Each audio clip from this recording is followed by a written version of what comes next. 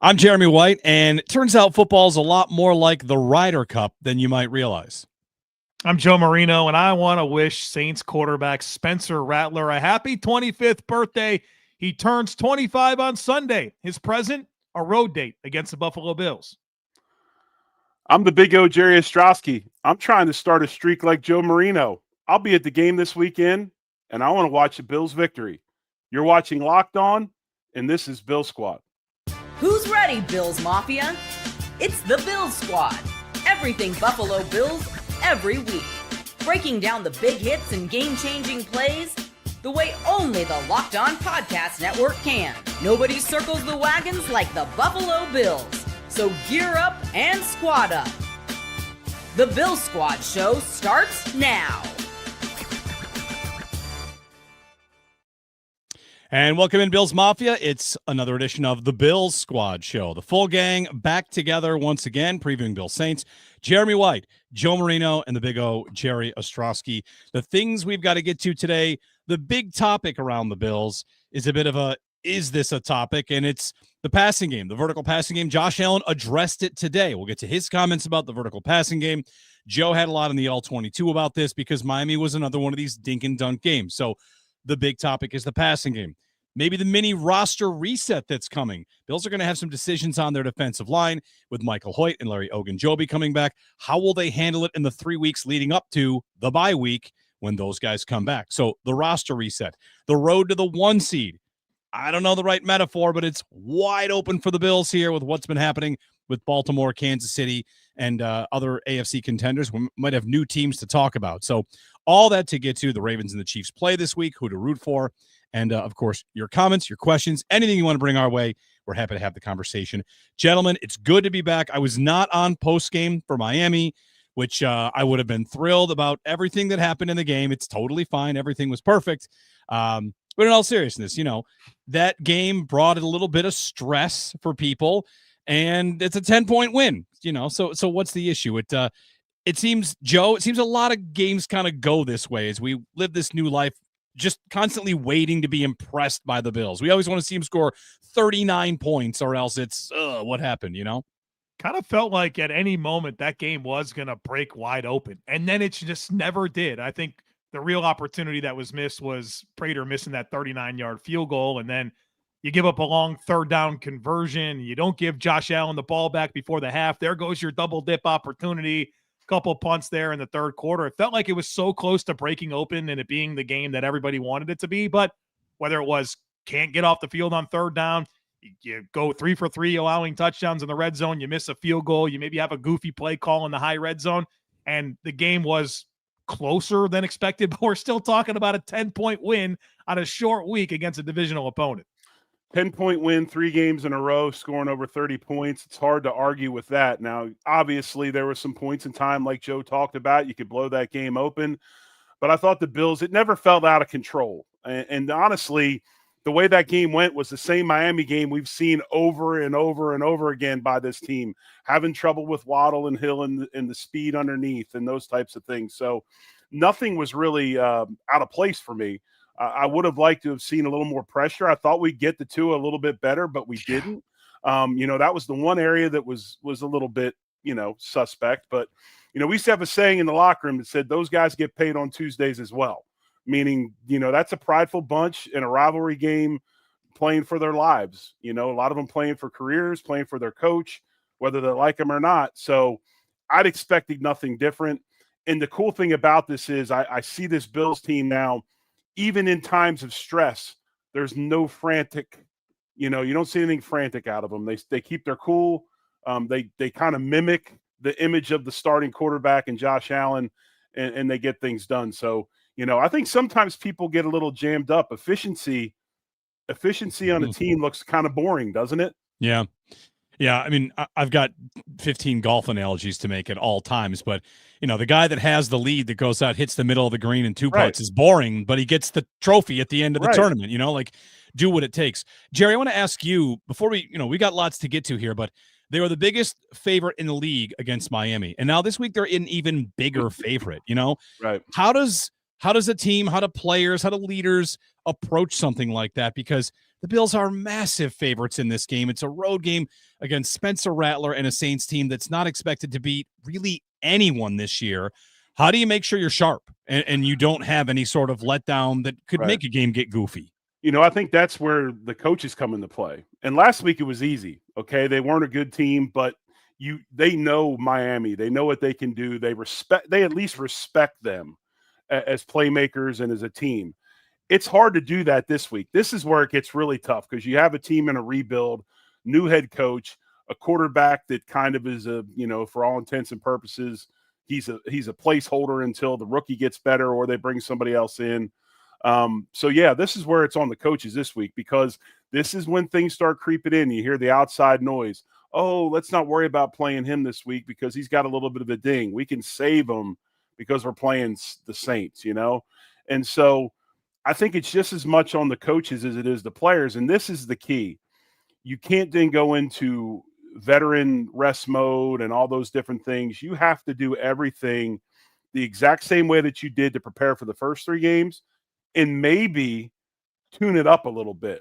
So like after that Baltimore game, and McDermott made the quote, it's going to be a tough week. There's some tough questions. There's going to be, and we heard about the full pad practice on Wednesday and all that stuff. I wouldn't doubt if they didn't do that again this week to set the tone because you have to set the tone early in the week when you're playing an inferior team. It's just that simple. So while you expect Josh Allen and the Bosa's and the Deion Dawkins and those types of guys to take care of business, this is still relatively a young team. So you've got to really, make sure those guys are tuned up and ready to go. One follow-up here, you're looking at tape of a team that's coming in. Would you look and see they gave up 30 in the first half last week? You'd almost kind of have this expectation it's going to be easy if you're a Bills fan. And as a player, you got to be careful there. Oh, exactly. And I think, again, that's on the coaches. That first meeting, they go in and they say, yeah, they gave up 30, but there was like 4 fluky turnovers and, a kick return. And you always make light of why it happened. You almost give it's that whole Lou Holtz thing, you oversell it. We used to love watching Lou Holtz on a Tuesday before a game. And he would talk about how like Notre Dame was basically a high school team and had nobody. And he didn't know how the hell they were going to play this weekend. And then they'd go out and win by 40. That's kind of how you have to do it. It's reverse psychology. It's theater of the mind. It's all those things. And I would expect McDermott to be in full mode this week with this Saints team coming in. I still feel like the Bills have a lot to prove, and I think there's a lot of like established players, Josh Allen, Deion Dawkins, guys like Taron Johnson. You feel great about those guys, but whether it's the depth at running back, Josh Palmer and his role on this team, Elijah Moore, you still have a young right guard in Osiris Torrance, those young defensive tackles. I mean, Trey White still validating his role. I think there's a lot of that. You should get some young play on the defensive end. Maybe we see Landon Jackson this week. So I certainly have high expectations for the Bills, but boy, I still think they have a lot to prove as a team and then as a lot of individuals in the roles that they're going to fill. Yeah, and they would have just had an offseason where as they would talk about the process here, draft, develop, and sign, 5 guys got signed. And if you're a guy that's unsigned, whether that's Osiris Torrance or guys that, Elijah Moore's on an expiring contract. You could use him even though he's not young or not a draft pick. Anybody that wants to stay as a part of this ride, Joe, that's what every game is, an opportunity to prove your own value to this team so you can continue to be a part of what they do. How about Dorian Williams? This guy is going to have another opportunity to start, and he could be the guy next year and position himself to like be a guy for a long time on this team. So I think there's so many people just like that have so much to prove that I don't care about 3-0 and 0-3 and a 16.5 point spread. That's all stuff, but boy, there's a lot to prove. Exactly. You remember Kansas City's run recently.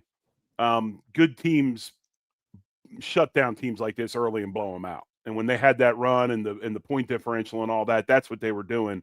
Bills need to solidify themselves as that true number one and go out and take care of business. One thing the Bills have is they have a formula for winning. And the defense is still kind of figuring out its role here, like how good it's going to be. And we'll get to that.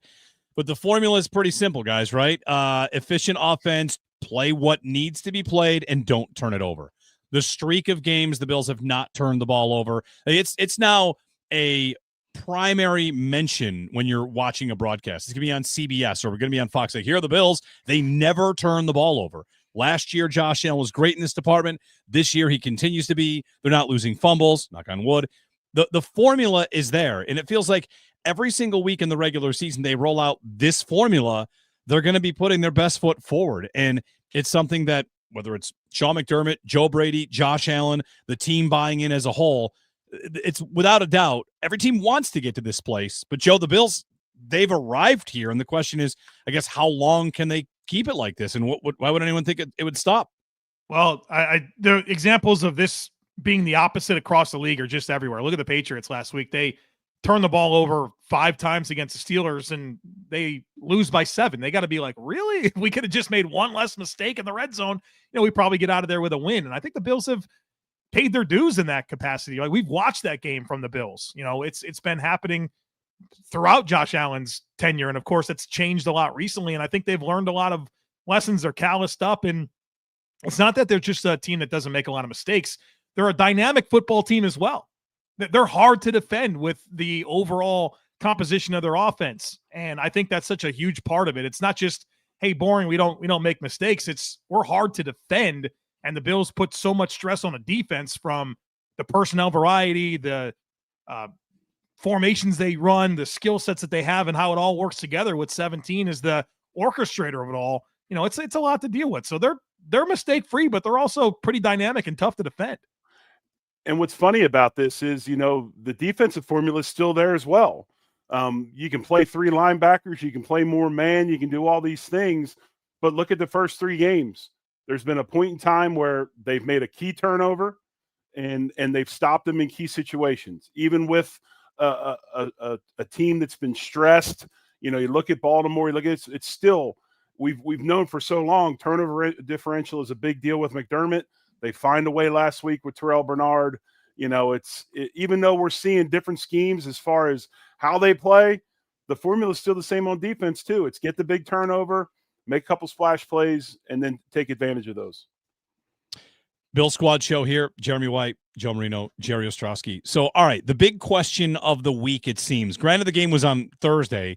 Here it is a full week later, and Josh Allen is answering questions about the downfield passing game, the vertical passing game. And he said today that Kevin just told me, Kevin Kearns of the Bills, some people are mad that we're not pushing the ball down the field. We're winning football games. We're doing what's asked of us. That's Allen on the lack of a vertical passing game. He said when the time comes when we need to do it, we're going to have to show that we can do it. But, Joe, it's something you got into a lot on your All-22 on the Herd Mentality Substack, the idea that what the Bills did in this game against the Dolphins was what they had to do. So let's dig down into exactly how the Bills have become this offense that can be such a short passing offense, but still stay kind of on schedule and still do whatever it is they want to do.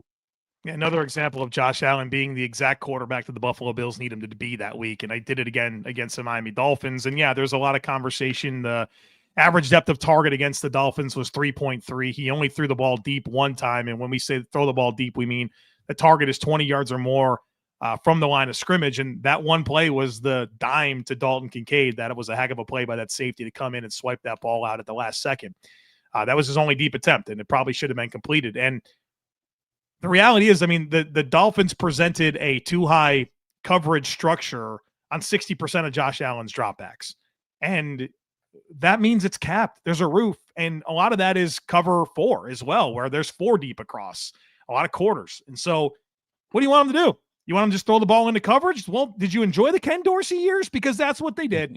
That wasn't fun. He did the smart right thing with the football. And it became pretty clear to me watching that game that this is what Miami was doing. And I said to my brother, I said this to Jerry, I said, they need a yards after catch play. They need a yards after catch play. Khalil Shakir on a screen to the flats, 15-yard catch and run. Yep. There was 0 yards of, it was not a forward pass in terms of our average depth of target being improved, right? It was at the line of scrimmage. That touchdown still counted, right? It was worth 6 points. So it was just a really good job of Josh Allen being patient, taking what the defense gave him, keeping the offense on schedule and winning a game and throwing 3 touchdown passes and scoring over 30 points. And so it was what was necessary for that football game. And no, we didn't get the highlight Josh Allen reel throw down the field, but you got a lot of points and you won a football game, and it was what they needed to do. There's not going to be a lot of games like this. 79% of Josh Allen's passing yards against Miami came after the catch. That's not normal. He's not going to live in that world, but he's shown that when he needs to go deep, he can. We saw the Ravens game. Yes. He did it over and over again. During the playoffs, he was phenomenal. In fact, if you go through Josh Allen's last 7 starts, so week 17 of 2024 on, he's completed 14 of 23 deep throws for 413 yards with 5 touchdowns and no interceptions. He can do it when he needs to. It was horrible before that. I mean, Jeremy, we probably had a lot of conversations on WGR about, hey, they're trying the deep ball, but it's not working. I remember saying over and over again, Josh Allen is comfortably, metrically a bottom 10 vertical passer last year, but he's doing it the 5th most of any quarterback. That was frustrating for me. I like that it's now used more effectively. When it's used, it works, and it keeps an efficient offense on schedule as opposed to doing it just to do it. There's not much more to add to that. That was about as perfect as it comes. But I will say this. It's not the Buffalo Bills' job to stop themselves on offense. It's the opponent's job on defense to stop the Buffalo Bills. And for the Bills to throw the ball downfield just to do it is silly to me. I mean, you take with what you got, the 3 tight end sets that they do, the running game, everything falls in line for this. And then eventually, as we saw, like Joe said, in the Baltimore game, Jackson Hall's on the seam, Keon Coleman, his catch. They're there when they're there. And the reason they're there is because they've been set up by this other stuff. Some teams are just super hard-headed and are like, hey, and we've been one of them, the way we play defense. We'll give it to you. And you know what? It's nice to see that we'll take it and not try to force it somewhere that it's not. Thinking back last year, the Bills faced a lot of single high safety, right? Because tons. And that's different this year. What do you make of that? That the Bills are, maybe it's just 3 games in, maybe it's Miami doing a lot of 2 safeties and cover 2 and all. What do you make of that change of the way teams have decided to play this Bills offense? They're choosing their death, and they'd rather die by a million paper cuts than getting their head chopped off. That's what it comes down to. And the Bills didn't really have the players last year to really stress vertically. I mean, I would invite it too. They didn't have guys that can win down the field. Josh was not on with his deep ball throws. Like, okay, sure. If you want to take it, we'll dare you to complete it. We know you can't because we're not afraid of Mac Hollins and we're not afraid of Keon Coleman as a rookie, and you can't hit Dalton Kincaid deep. So here you go. We're going to play 1 high man coverage and see if you can make these throws. And we know that you can't. Well, that's changed as of week 17 last year. And I think you've seen a major shift, not only because of that, but the Bills do have, I think, better offensive personnel around Josh Allen, and he's throwing the deep ball a lot better. That is true. And then also the running game of the Bills. The running game of the Bills really dictates a lot of this. You got to have corners outside playing the run. If you don't, the Bills will absolutely kill you, because we know that, Cook can take that thing anywhere, but he's really, really good at pressing B gap and then bouncing to C. I use that analogy all the time. I mean, bouncing outside. That's where C gap and D gap are. But yeah, I mean, it's running game too. So it just kind of all fits well. And then you got the tight ends involved. You have to choose how you want to do it. And like Joe said, you're going to choose your death one way or another. It's going to happen. Just how quickly do you want it to happen? Bills and Saints this week. More than just this game coming up. When we get back, we're going to talk about a mini roster reset. I believe that's the phrase you used, Joe, Wednesday when we talked about it on WGR, because there are decisions to come with the defensive line, with Michael Hoyt and Larry Ogunjobi coming back. And the Bills kind of have a little window here to decide how they want to play it. We'll explain what that all means, how they might play it when we return here on the Bill Squad Show. FanDuel Sportsbook is your home for the NFL, and make sure you're ready for kickoff with the can't-miss offer. Right now, new customers can bet just $5, and if your bet wins, you get $300 in bonus bets to use across the app. I'm on FanDuel, love using FanDuel because however you like to bet, player props, including a same-game parlay or even jumping in live as the action unfolds, you can grab anything. I have a Josh Sweat sack tonight of Sam Darnold. That's my plan for Arizona's defense. They get some pressure. He gets pressure. Anyway, makes every game more exciting, whether you're watching your team or just keeping an eye on your fantasy lineup. It's quick, easy, and the best way to add a little more energy to Sundays. So are you ready to play? Download the FanDuel app now by visiting FanDuel.com to get started. That's FanDuel.com to place your first $5 bet.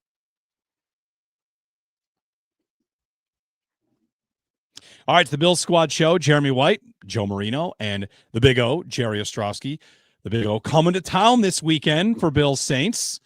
We're making the arrangements. We're rolling out the red carpet just like we did for Joe at the old tailgate. So we'll have a good time with Bills and Saints. But, guys, let's talk roster reset, mini roster reset, Joe. I think that's how you kind of phrased it on Wednesday on WGR, because Hoyt and Ogunjobi come back, and there will be decisions to be made. You've got an inactive third-round pick. Should they get him active just to get a couple of looks at real game action, regardless of how they feel about him in practice? Because we don't know anything about Landon Jackson. Javon Solomon's out there. Is he on the bubble? Let's get into exactly how this could all play out and how the Bills should handle this over the next 3 weeks. Step one is let's see Landon Jackson play. I couldn't think of a better game to put him in than this one against the Saints, where you got two young tackles. Kelvin Banks, their left tackle's a rookie in his fourth start. I think he's really a guard.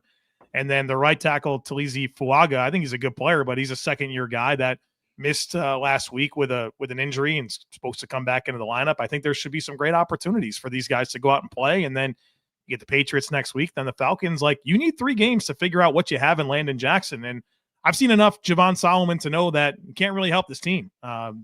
They're trying. They're putting him in different spots, letting them rush him interior gaps. You can't play the run. And I think for a guy that was a really good college pass rusher, it's just he doesn't have the tools for that to translate with consistency at the next level. And so it's great that he helps the team on special teams. That's important. But I want to give Landon Jackson some of those opportunities and see where he's at, because that's going to inform your decisions. Obviously, you got to bring Michael Hoyt back, and that's going to be a nice addition. But to what extent does that mean? Do you want to move on from Solomon? Do you need to find a way to redshirt Landon? Is AJ Epinesa a trade possibility? Like, you got to find out. And I think that step one here is figuring out what you have in Landon Jackson, and I hope to see him get a jersey this week. I agree. I think he should play this week. And you look at snap counts. Javon Solomon's snap counts have not been high. They weren't high last week. So to hold a spot for minimal snap counts, and I'm not saying you're going to bring in Landon Jackson, he's going to play 35 plays, but I do believe he needs to come in and play, and you just see what he can do, especially with Epinesa. If he's got the pec injury, this is a prime time to do it. You bring him in, and if something happens with Epinesa in the game, you got a guy to come in and step in and take backup role, at the end spot. So, yeah, they have to do that. And obviously, I think Hoyt's a guy that can be, a big addition. This is my question to you, Joe. I got this question. Where does Hoyt then fit when he comes back? Because the numbers are so big, and if you don't have the easy injury fix like we did with Dwayne Carter, do you count Hoyt then in that linebacker group for your 53-man, group on Sundays? You certainly could. And that would make a lot of sense to me. You can probably find another inactive player there, but I mean, it's also Bosa. Like, he's playing too much, right? Like, he's on pace for too many snaps. That's got to come down. Hoyt helps there. And Greg Rousseau is playing through a bone bruise in his knee. And, he's a guy that can play, I think, 70% of snaps. But, like, this helps you take some wear off of that situation as well. So I think there's so many different benefits to Hoyt coming back. And I think that's a fair call out, Jerry, is where you could look at that linebacker spot, and the Bills are playing a lot more 3 linebackers, and, as a guy that's ideally suited to play the Sam role, and that puts everyone else more in the, the Mike and weak side backer role. I think that makes a lot of sense for him to situationally help on those snaps. It helps your 5-man looks when you want to rush with 5. So I think he can be a major benefit, and I think you got to tinker to figure out where to get him back. But then you got the Larry Ogunjobi piece, right? You got to get him back on this roster, because watching Walker and Sanders has me hungry to see Ogunjobi. I'll tell you that. I mean, there's some good things happening. We could talk Deion Walker, as there's some good stories to tell there, but this, I think there's a really big upgrade opportunity if you get Ogunjobi into this mix of defensive tackle. So let's start at tackle, guys. Sanders, Walker, it feels like, they're rookies. So there's the accept it for what it is. Walker has more flashes, you would say, but the two of them, you're hungry for somebody else to get in there. It sounds like overall we're looking at a problem for the Bills. Oh, I think so. And I think when you look at those two, I think the transition's easier probably for Deion Walker than it is for Sanders, because I think it's easier to be a power player that goes to speed. So you always got your power game, and then you can start working on your speed stuff. TJ Sanders is a speed guy and really doesn't bring much power to the equation. He's not going to run anybody over. He's not going to bull anybody. Deion Walker's biggest issues are his technique. I mean, his technique is still erratic. It's not consistent. And when he does use some technique, he's not bad. He has the ability to make some splash plays because he does have some lateral quickness to him for being so big, but he's got a long way to go in technique. TJ Sanders is all speed, not much power, and there's just really not much there right now. Yeah, I was hoping for a lot more out of Sanders, and it's early. It really is, and I think there's such an adjustment for these defensive linemen to now execute and beat blocks at the NFL level. You kind of feel that with both of these guys, but Sanders has just not been able to be consistent against the run, and you were hoping for more pass rush, and my goodness, he couldn't beat these Dolphins guards. They're down to they're back up to the backup at right guard, and Savianaya at left guard can't block anybody, but he can block Sanders. So very concerned there. And I thought Walker got so much better as that game moved along. Jerry and I, we had a real fun time last night. We actually watched all 19 snaps of Walker, broke down the all 22 film in the Discord channel last night. It was an absolute blast. And, obviously you can point to some warts early in the game. Walker's admitted it. Babbage admitted it. McDermott admitted it. We're not picking on him. This is common knowledge if you know what he was asked to do. But the way that he got better and improved a lot of technique, and then how that turned into playmaking down the stretch in that game was awesome to see. And I think that's hopefully a great story to tell for, where this needs to go moving forward. And you got to start games playing the right way. And I think you've seen other Bills players go through this a little bit. Think about James Cook a few years ago, where those first few carries, you're like, come on, dude, like what kind of running is that? Get Latavius Murray in there and let's, run behind his pads a little bit. And then you'll be better positioned to pick it up. And so I hope that Sanders can step in and play, more consistent from the outset. But point being is you want to rotate forward D tackle. And if Sanders is not in a position to help you, Ogunjobi waiting in the wings is pretty interesting. And I know that he wasn't super splashy in camp or preseason, but that's a veteran. There's some know-how. And Jerry did such a good job last night of illustrating, look at Daquan Jones and what he's doing. Now watch this rookie and see how different it is at every point of the snap, and just that veteran understanding of feel, how blocking schemes are working, where to step, where to get your hands, where to have your eyes, is something that Ogunjobi can really bring to this defense and elevate what they're getting right now from the interior. This crunch on the defensive line, it makes you wonder if Dwayne Carter was not hurt, what would have happened, right? Like when we found out Carter was out for the year, I said it's never root for a guy to get hurt, but he might find his way back to the Bills this way. I don't know if he would have been the odd man out or somebody else would have been, like Zion Logue's in the mix here. They have so many pieces here. I guess the long-term goal, guys, here is whether it's Sanders or Walker, somebody grows up fast and is ready by the time they get to the postseason, right? You're going to want somebody else to be a difference maker up there. I mean, Bosa's done great, whether that's Jackson, Sanders, Walker, one of those guys to be postseason ready. I think so, but the thing, it's weird and it's odd because we're in this situation with these suspensions is, yeah, they want to grow up quick, but you got Ogunjobi, like Joe talked about. He's coming. This is a vested guy that knows what's going on. But I would expect Deion Walker to be the guy that probably comes along quicker than Sanders. And again, like I said, that's due to the power and size and be able to, change things if his technique is correct. It's the hardest thing for these young guys is to trust technique because they come from systems to where usually they're superior athletically, so they don't have to be as good technique-wise, and they can get away with it. And then you come to the league where everybody's good, even the guy that's the backup on the they're good. And so you just don't usually win with straight, athletic ability because the guy across from you is just as good. So you got to be technique sound.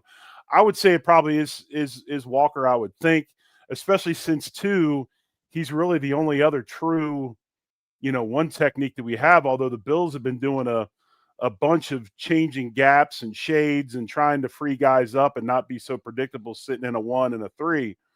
But yeah, it's just when you watch it, it's hard and it's tough because Sanders almost seems a little bit lost. Like he's just kind of, running around out there and really doesn't understand it.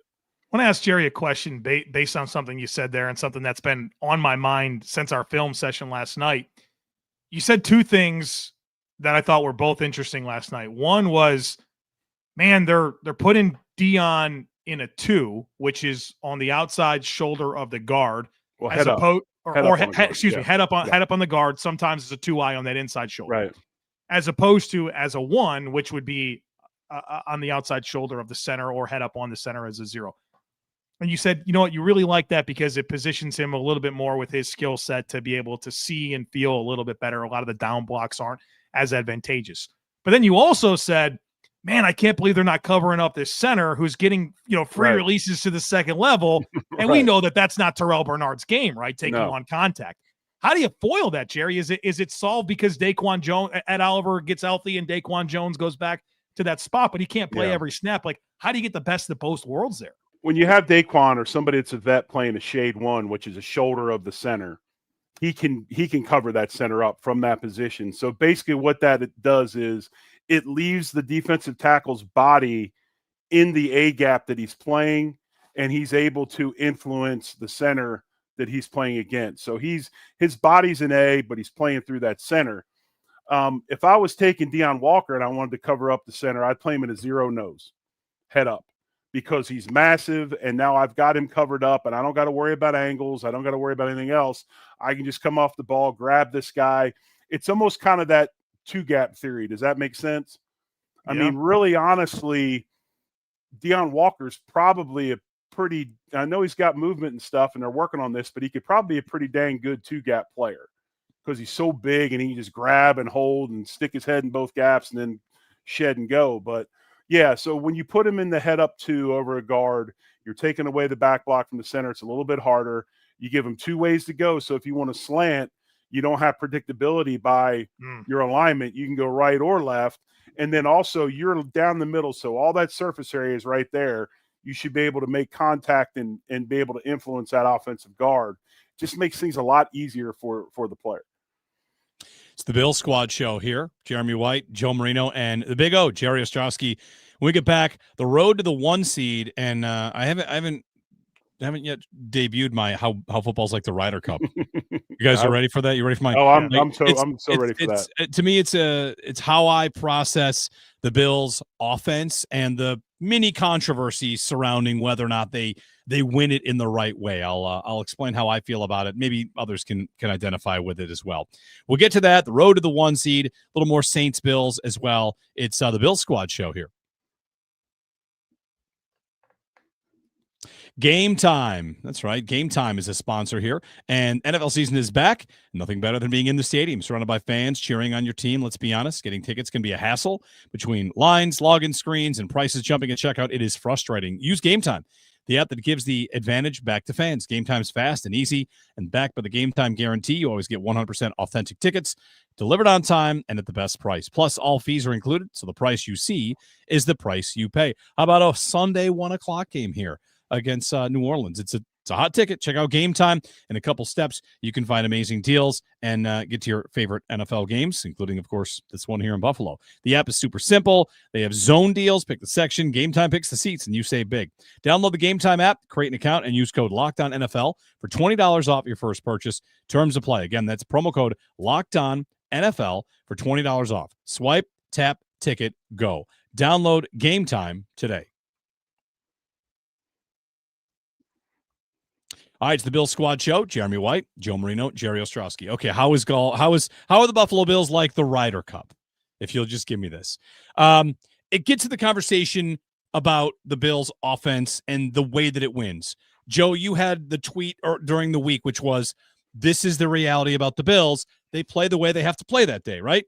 And I think a lot of things about what the offense does, it's about this formula. Play smart, play efficient, don't turn it over. And they can do that for the next 10 years and win 13 games. And that's stroke play, right? Play smart, play well, you're going to have a good score. But the playoffs are match play.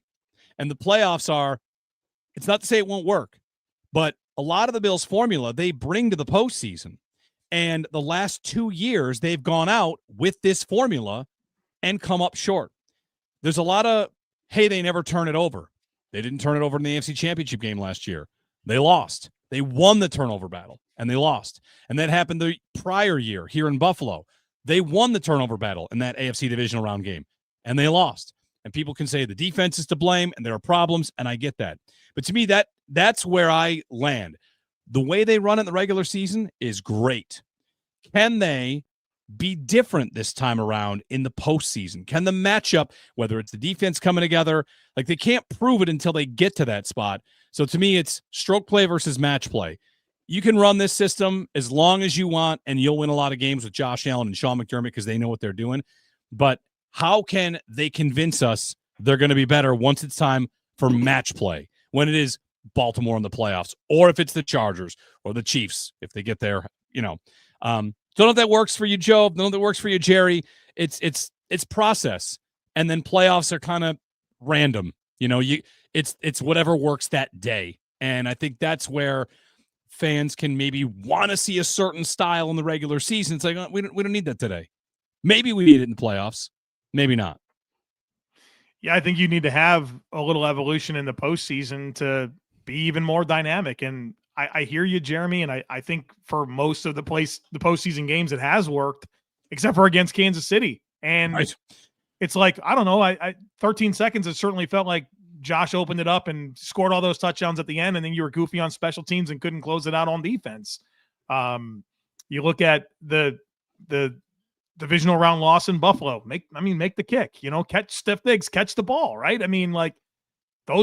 He opened it up, he made the throw, and he didn't catch it. He didn't make the kick. I go to this next one. It's like, catch the ball, Dalton Kincaid, or like for real. Like, we'll just be honest, like the defense, they couldn't get off the field in the first half. They gave up like every third down. They were Swiss cheese.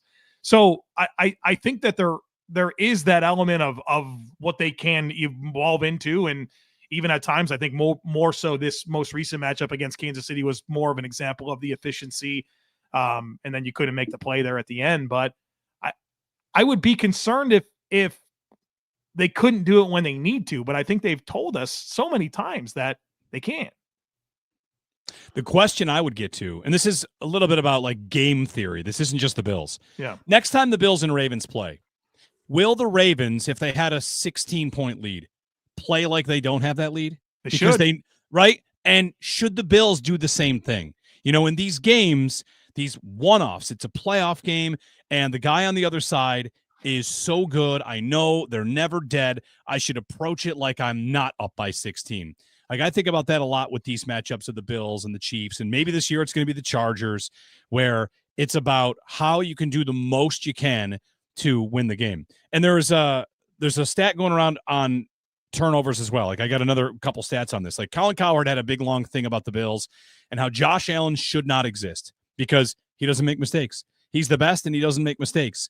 And he rattled off all these other quarterbacks that were gunslingers that used to make mistakes, and how Allen's the only guy that really has harnessed that and just decided, like, I don't need to be that guy. I don't need to I don't need to try and force a throw that I couldn't. And I think that's such a testament to Allen, his mindset. I do think he has the golfer mindset. He thinks like that. He thinks, I don't want to double bogey here in the second quarter because it puts my team in a bad spot. Like, I feel like he's constantly evolving, and the mental side of his game has reached another level. And what we're seeing is the very best of him mentally. And someday the mental and the physical will both be needed, and we'll see if that's enough. It usually is. But I think you do see Josh Allen evolve, and where, yes, he's protecting himself a little more. He's not forcing the ball in the bad spots, but there still are those 5 to 7 times a game when he does Josh Allen type stuff and goes out and wins reps and wins games. I mean, you still see it. I think that's the biggest thing with the Bills, and I appreciate your analogy being a golfer. It is good to not go at the hole because you have to go over water in a sand trap, and you have a chance to double bogey. It's good to go at the middle of the green, but sometimes the situation calls for you to do that, right? And I think sometimes in Buffalo, we're so hung up on the safe play, which is the analytics play, and we can kind of use analytics as the reason why we do things. And I've been saying this for a while. At some point, humans have to be involved.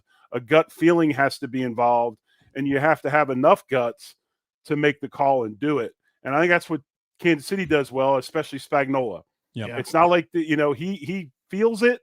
He calls a blitz. Yeah, and you know what? If it doesn't work, it's okay. You know why?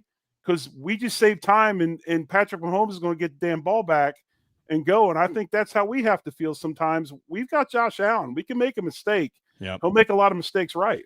to that point, one of Cowherd's points in that his argument about Allen and how he's changed. He pointed out that when the Rams won the Super Bowl, Matthew Stafford led the league in interceptions.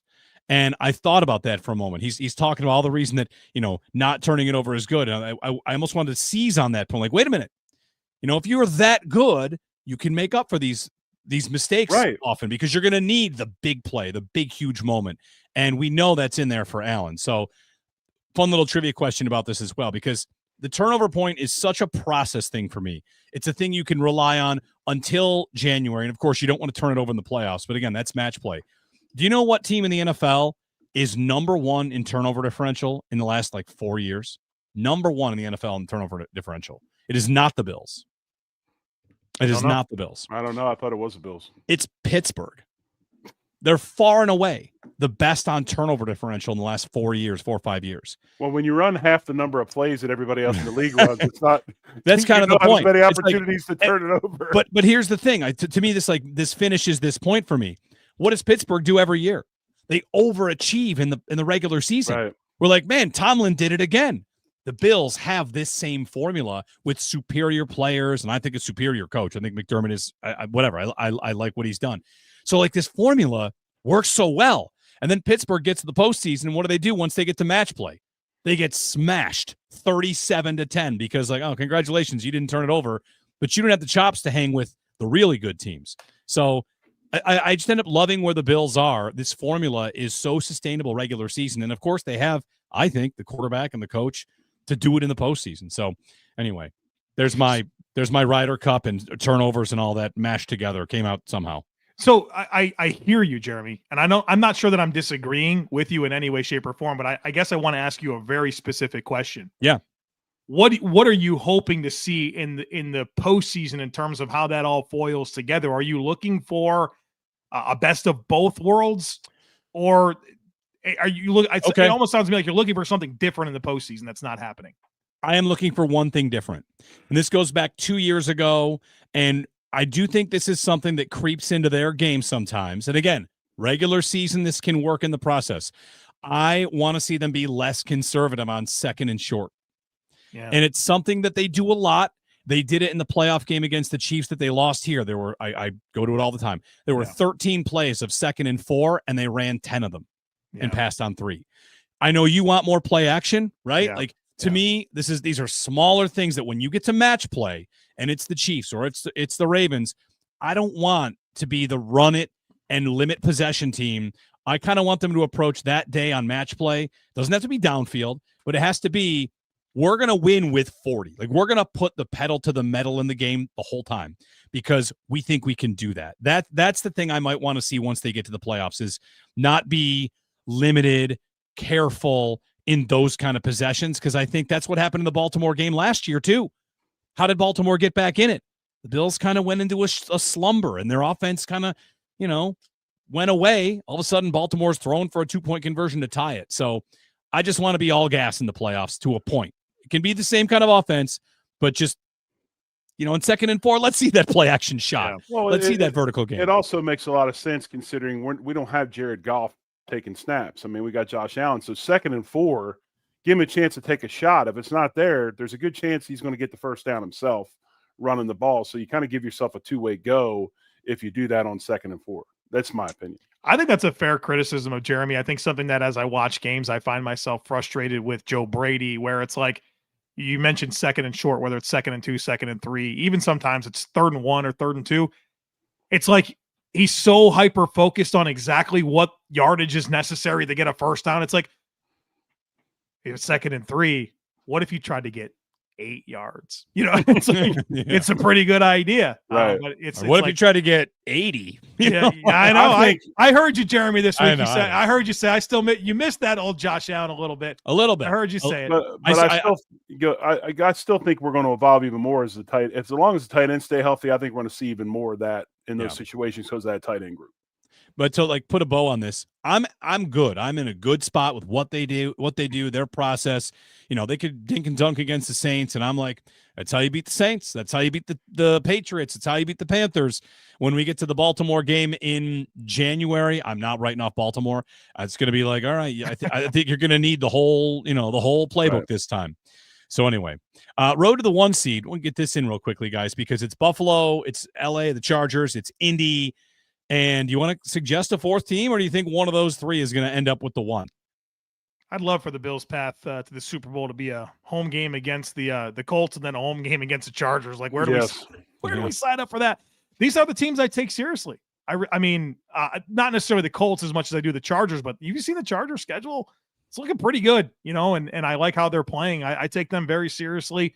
I think Baltimore is going to find it. Their schedule softens up, big time. I'm worried about their defense, and this Matt Oblique thing sounds very concerning. This is crazy. That'd be a big problem, and they're going to have to play Kansas City without a ton of their defensive players, and that they would have not the tiebreaker against Kansas City and Buffalo. That's a tough world to live in.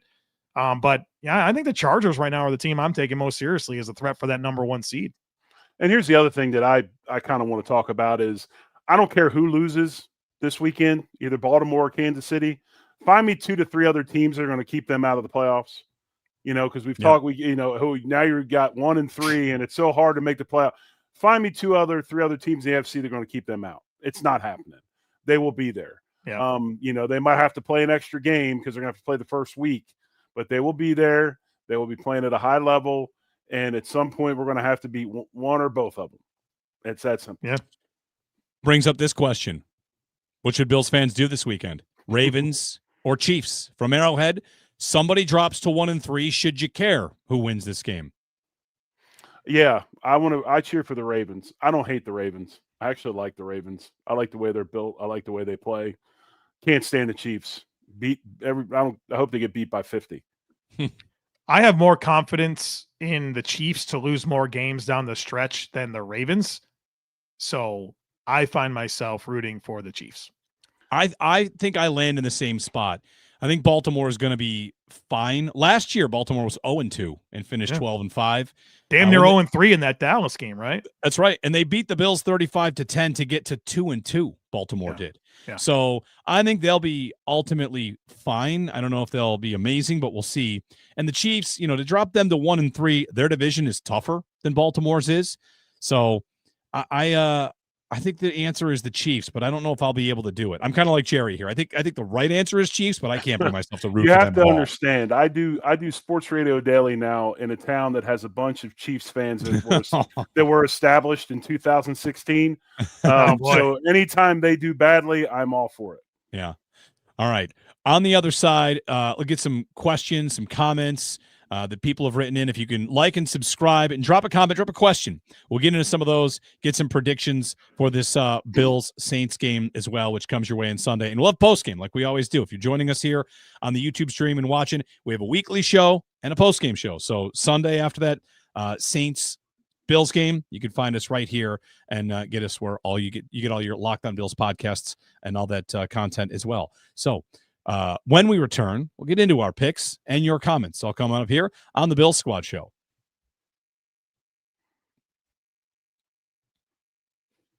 Wayfair has lots for you. When you think game day, you might not think Wayfair, but you should, because Wayfair is the best kept secret for incredible and affordable game day finds. That's right. Wayfair has lots going on, whether it's something to get your space ready for the season, tailgating outdoors, or cheering from your living room. Wayfair. You can grab something. We picked up stuff. We get a lot of stuff on Wayfair for the kids, some kids furniture.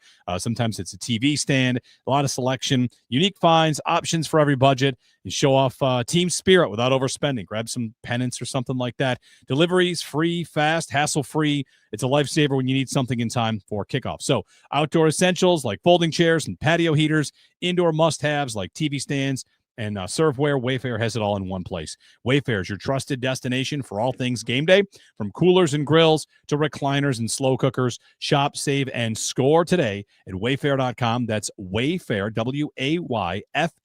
Wayfair.com. Wayfair, every style, every home.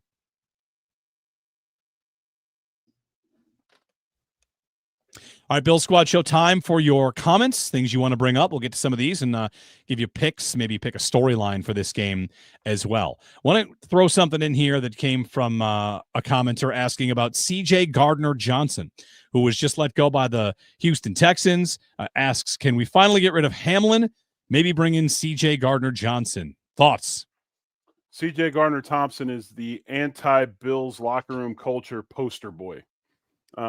You don't want that guy anywhere near your team. If you've got a harmonious group like they do in Buffalo, that would be the quickest way to ruin it. The guy's horrible off the field. He's a horrible locker room guy. Does he have ability? Yes. But you saw Philadelphia let him walk after a Super Bowl, and you don't see him beating down his door to bring him back right now. So that should tell you all you need to know. Yes, I agree with Jerry. He said all the things I didn't have to say. I'm glad it came out of your mouth. Cosign. All right. Question. Can we expect to see some 5-man fronts on the D-line on passing downs when Hoyt returns? Bosa, Sanders, Walker, Oliver, Groot, Hoyt, all sprinkled in 5-man fronts. What do you guys think? I think you're seeing them already, and I think they will continue with Hoyt and optimized with Hoyt. And I like the one-on-one opportunities that should exist within that structure. So I'm excited for it.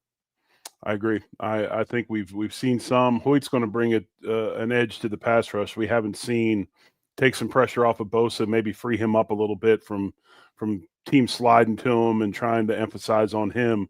It should be exciting with those two guys, and maybe, just maybe, Joe and I'll get what we've been asking for Christmas all these years.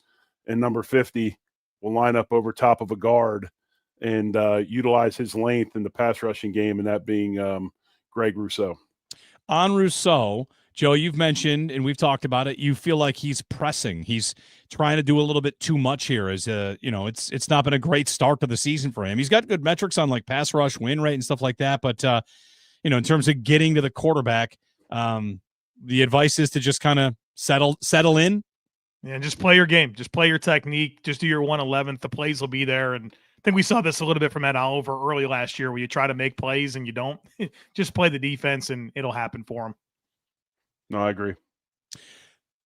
Another comment. Do we look at any cornerbacks given the lack of clarity surrounding Maxwell Hairston this season? If you missed this, Sean McDermott kind of,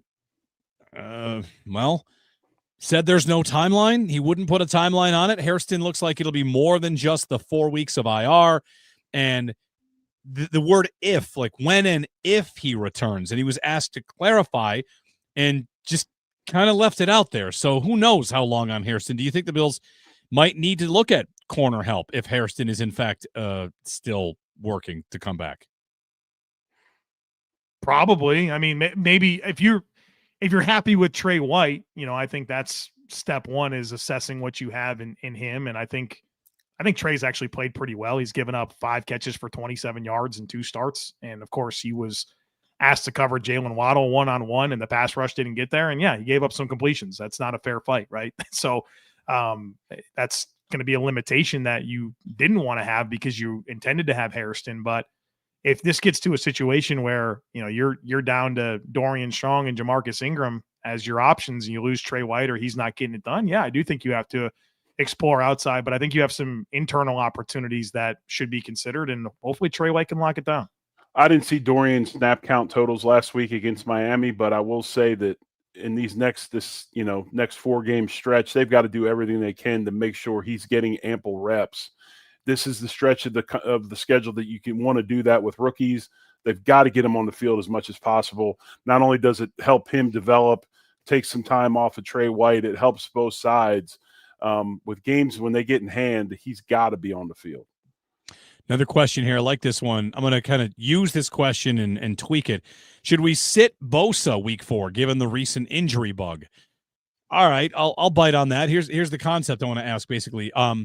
When it comes to Bosa, you'll have veteran rest days of practice. Could the Bills, especially if the 1-seed race goes the way it's been going, could they have rest days for players not being active?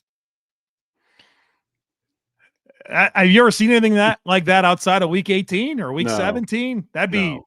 I think that flies in the face of the conversation we had at the beginning of this podcast, where it's like, You say, okay, Bosa, you're not playing. Boy, you're sending the wrong message to your team about taking the game seriously. Right. You got a guy hitting at a 285 clip or 385 clip, and then you go, okay, you need to take this weekend series off, and we'll bring you back Monday. You're playing too much, and then all of a sudden you can't hit anything, right? Bosa's on a streak. If you want to do anything, limit his reps. Get Landon Jackson up, get these other guys going, take some reps off of his plate. That's where you do it. You don't not dress him. That's not the way to do this with vets. He's got to keep, because every week's the same thing. You're ramping up to that competition, the feels, the way you do it, you're preparing. When you take that equation away, it screws up the homeostasis of the thing. You gotta keep him doing the same stuff. Just limit his reps. Another comment, and you can continue to drop a comment, drop a question. We'll get to them. We have some time here before our final picks. Mike writes in, did Jeremy just call Sean McDermott a superior coach? Answer, yeah, I did. I was talking about Mike. I was talking about Mike Tomlin. I think he's a superior coach to Mike Tomlin. I really do. Now, Tomlin has made a lot out of not great teams. We kind of went over that. Like, the formula is that they don't turn the ball over and they get turnovers, and they often overachieve. But I'll follow this up with something from the Monday night game between the Ravens and the Lions. You guys watch that game? It was an awesome game. Oh, it was great. What a game. I love just big plays, back and forth, great players making plays. 2 plays from that game I'd like to give you what I think Sean McDermott would have done. First, the Ravens, 4th and 9, late, down 7, maybe 4 minutes left. They punted, and then the Lions went down and scored, and the game's basically over. If you use the win probability lost on that punt, the Ravens lost about 3% of their win percentage. And I'm here to tell you, Sean McDermott does not ever do that. He really, really never gives up 3 full points of win probability by like ESPN's model. Sorry to dig into the numbers here, the nerd numbers. He doesn't make that mistake. He goes for that. Jim Harbaugh didn't go for that. Jim Harbaugh also didn't go for the 4th and 2 against the Bills in the opener, right? 2 yards to win. Yeah. He didn't go for it. McDermott would have went for it. Yes, he would. What did the Lions do on Monday night? They were 4 for 3 on 4th downs. 4th and 2 to win the game, or what? Punt it away? What did Dan Campbell do? He went for it. And you know what McDermott would have done? He would have gone for it too. Because same thing. That was like a 2.1 win percentage. So McDermott gets a lot of criticism, and there are things he's deserving to get criticism. But when it comes to game management in when to do the right thing, he is good at it. He's very good. He's not reckless. He's not wild and crazy. It's kind of like the way they run offense. He's smart about it. He's calculated, and he makes good calls. How about that play call by John Morton on that 4th down to Amon-Ra St. Brown? They ran duo all game long, pounded it. 4th and 2. They probably think they're going to eat duo again. Khalil Shakir's, or not Khalil Shakir. That's a pretty good slip. Amon-Ra St. Brown, they kind of discount, or he's the A+ version of Khalil Shakir. Instead of him coming down and blocking like he has, they send him out in a route. Marlon Humphrey has the crap moment, and Goff hits the throw, which leads me to another talking point that I have queued up for tonight. Amon-Ra St. Brown, Jeremy, I have an axe to grind with you. Uh-oh. Yeah, Guillotine League. Is he the one who took him? He took him. I took him.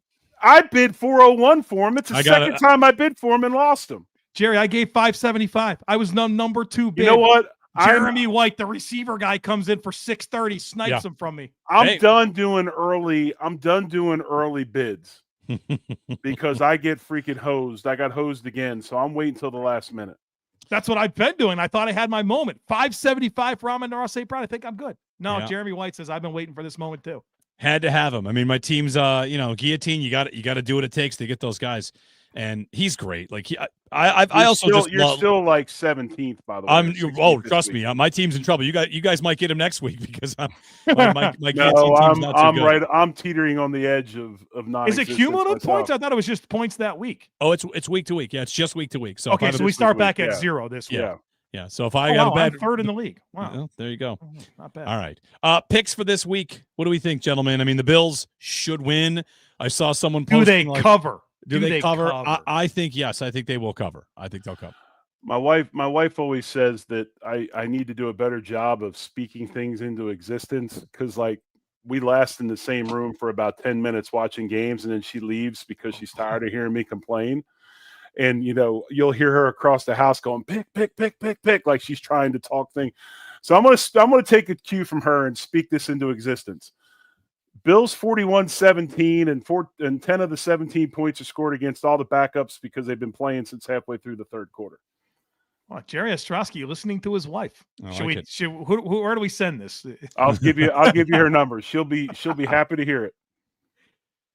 Oh boy, I think the Bills win this game. Here's the thought that I've been having about the Bills and blowouts. I think there's 3 blowout teams in the league: Detroit, Baltimore, and Buffalo. Right, those are the teams that'll blow them out.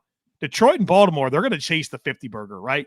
I think the Bills are like one of those teams that's content to win, like, we'll win 33-10 or 35-17. So I think it'll be a little bit more of that. I'll go on the high end. I think they score 5 touchdowns, so that's 35 points and a field goal. Give me 38-16. Okay. But you have the same. You got the high school mentality. The McDermott's more like that guy. Like, if you're the OC and you throw the ball in the fourth quarter up 28, 30 points, he's going to rip you a new one because you're trying to embarrass the opponent. The Bills tried to embarrass their opponents a few years ago, and then Diggs and Beasley are banged up in the postseason. Yeah. And look at the Ravens and Lions; they run out of gas every year in the postseason. Yeah. So I think there's something to it. My thing I've got for you here: Sam Darnold last week, 6 of 8 on passes traveling over 10 yards, 146 and a touchdown. He averaged 10 yards a ball travel through the air. My prediction for this game is the Bills throw it vertically, and everyone says, I was told they can't throw it vertically. I think we're actually going to get it this week. And then the other thing to watch for is Chris Olave is the #1 targeted wide receiver in the entire league, and his numbers don't make sense. He has 38 catches. He averages 4 yards a catch because he gets open and the quarterback's like, whatever. We'll see how it goes to Chris Olave, future Bills receiver Chris Olave. I'm just putting that out into the universe for a couple of years from now. It'd be pretty nice to have. But anyway, the Bills will be fine. They'll win. And I do think that Allen's going to have himself an AFC Offensive Player of the Week kind of week. So there's my call for you. Allen has a big one. Big day. All right. Without further ado, that's it for us. Thanks for everyone writing in, commenting, tuning in, streaming with us. Give us a like. Give us a subscribe. Tell your friends. Join us. We'll also be here for a post-game following the Bills and Saints immediately after the final whistle. So enjoy yourself a Sunday 1 o'clock game, and we will see you afterwards. That's it. Till then, go Bills. Go Bills. Much love. Go Bills.